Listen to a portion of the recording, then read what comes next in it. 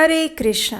इस समय चैत्र नवरात्रि के मंगलमय दिन चल रहे हैं और आज हम पहुंच चुके हैं इस नवरात्रि के 5वें दिन पर।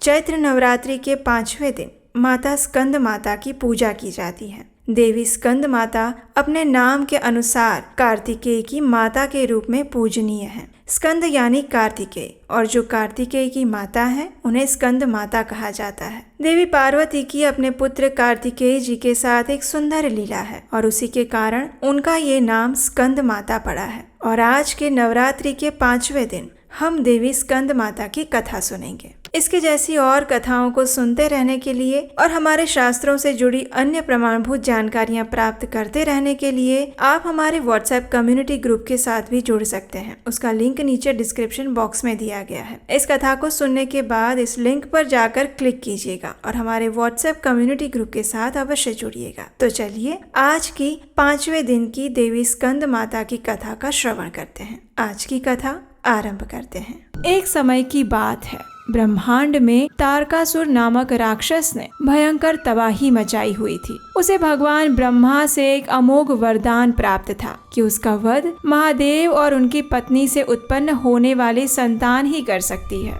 तारकासुर इस बात से भली भांति परिचित था कि महादेव तो योगी और तपस्वी है, इसलिए वे कभी भी विवाह नहीं करेंगे, तो उनकी संतान उत्पन्न होने का तो प्रश्न ही नहीं उठता। इसलिए अपनी शक्ति के मिथ्या अहंकार में आकर तारकासुर ने सभी देवी देवताओं को परास्त करके स्वर्ग पर अतिक्रमण कर लिया। जब देवी सती ने भगवान शिव से विवाह किया तो देवताओं को ये उम्मीद बंधी कि अब उनकी संतान से तारकासुर का समूल विनाश हो जाएगा। लेकिन जैसे कि हम सब जानते हैं, देवी सती ने अपने पिता दक्ष के यज्ञ में अपने प्राण त्याग दिए और फिर एक बार सभी देवता निराश हो गए। लेकिन भगवान की ये दिव्य और अनोखी लीला अभी समाप्त नहीं हुई थी। देवी सती ने फिर एक बार जन्म लिया और इस बार पर्वतराज हिमालय और उनकी पत्नी देवी मैना के घर में, जहाँ उनका नाम पार्वती रखा गया। विवाह के योग्य हो जाने पर देवर्षि नारद ने देवी पार्वती से भगवान शिव को प्रसन्न करने के लिए तपस्या करने का अनुरोध किया ताकि संपूर्ण ब्रह्मांड पर आई इस विपदा का कोई समाधान निकल सके। लगभग 3000 वर्षों की दुष्कर तपस्या के पश्चात महादेव प्रसन्न हुए और उन्होंने देवी पार्वती का पाणी ग्रहण किया। अब जैसा विधि का विधान था, देवी पार्वती और महादेव ने एक शक्तिशाली बीज को उत्पन्न किया जो आगे चलकर उनका पुत्र बनने वाला था। अब महादेव और देवी पार्वती का ये पुत्र साधारण कैसे हो सकता है? तो ये बीज इतना शक्तिशाली और तेजस्वी था कि इसे संरक्षित करने का कार्यभार स्वयं अग्निदेव को सौंपा गया। लेकिन अग्निदेव भी उस शक्तिशाली बीज के प्रचंड तेज से अप्रभावित नहीं रह पाए और उन्हें संभालने के प्रयास में वे निष्फल रहे। अंततः उन्होंने उस शक्तिशाली बीज को देवी गंगा को सौंप दिया। देवी गंगा ने उस बीज की देखभाल तो की, लेकिन देवी पार्वती ये अच्छे से जानती थी कि केवल वे ही इस बीज को संभाल पाएगी, क्योंकि उसका तेज संपूर्ण ब्रह्मांड को भस्म करने में सक्षम था। और तब देवी पार्वती ने जल का रूप धारण किया और उस बीज को संरक्षित किया और कुछ समय बाद कार्तिकेय का जन्म हुआ। देवी पार्वती का ये रूप, जिसमें वे अपने पुत्र कार्तिकेय का पालन पोषण करती है, इसे ही देवी स्कंद माता के नाम से जाना जाता है। जब कार्तिकेय का जन्म हुआ तो उनके 6 मुख थे। ऐसा कहा जाता है कि कुछ समय के लिए इस बालक की देखभाल 6 ऋषि पत्नियों ने की थी, जिन्हें कृतिका के नाम से जाना जाता था। अपनी इन 6 माताओं के नाम से ही इस बालक का नाम कार्तिकेय पड़ा। कार्तिकेय का जन्म जैसे देवताओं के लिए उम्मीद की एक नई किरण साबित हुआ।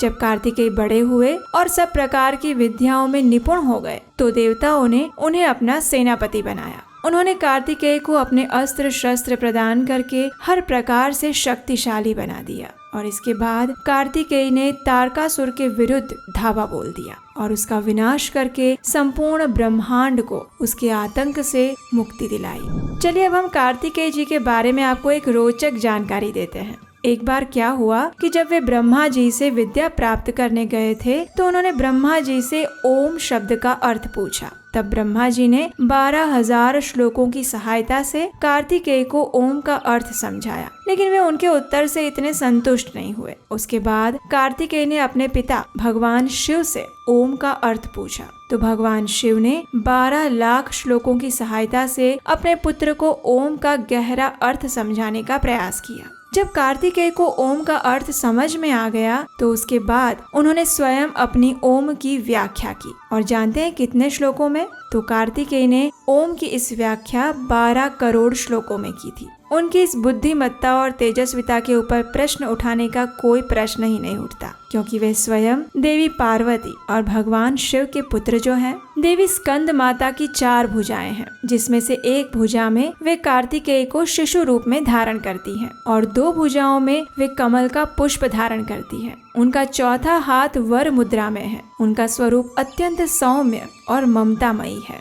चैत्र नवरात्रि के 5वें दिन आप देवी स्कंद माता के इस श्लोक का उच्चारण कर सकते हैं।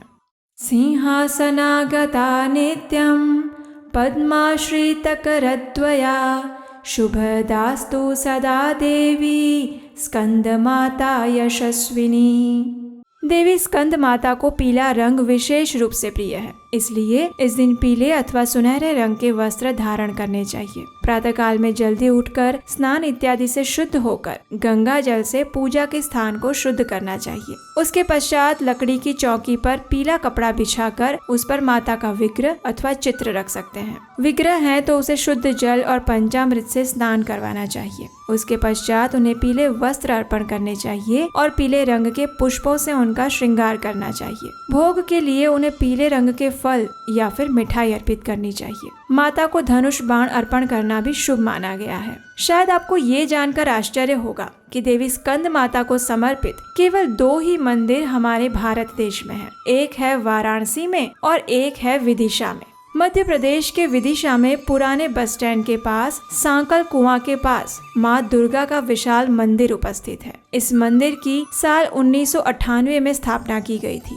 यहाँ पर माँ दुर्गा के स्कंद स्वरूप की पूजा अर्चना की जाती है। वहीं दूसरी ओर वाराणसी के जगतपुरा क्षेत्र के बागेश्वरी देवी मंदिर परिसर में माँ दुर्गा के 5वें स्वरूप यानी स्कंद माता का मंदिर स्थित है। इन दोनों ही मंदिरों में नवरात्रि के 5वें दिन श्रद्धालुओं की भारी भीड़ लग जाती है। इस दिन माता की भव्य आरती और श्रृंगार किया जाता है। ऐसा कहा जाता है कि देवी स्कंद माता के दर्शन मात्र से श्रद्धालुओं के सभी पाप नष्ट हो जाते हैं। तो ये थी चैत्र नवरात्रि के उपलक्ष्य में देवी स्कंद माता की पौराणिक कथा। ये कथा आपको कैसी लगी ये हमें नीचे कमेंट करके जरूर बताइएगा। और अगर अभी तक आपने चैनल सब्सक्राइब नहीं किया है तो क्या सोच रहे हैं, जल्दी से इस चैनल को सब्सक्राइब करिए, नोटिफिकेशन ऑन करिए ताकि आने वाली नवरात्रि कथाएं भी आपको सरलता से मिल जाए। वेदों और पुराणों में से निकाली हुई प्रमाणभूत इन पौराणिक कथाओं को सुनना अगर आपको अच्छा लगता है और अगर इस कार्य में आप हमारा सहयोग देना चाहते हैं तो स्क्रीन पर दिए गए नंबर पर अपना आर्थिक योगदान भेज सकते हैं।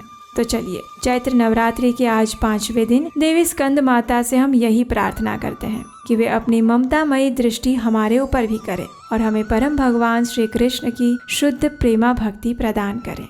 हरे कृष्णा।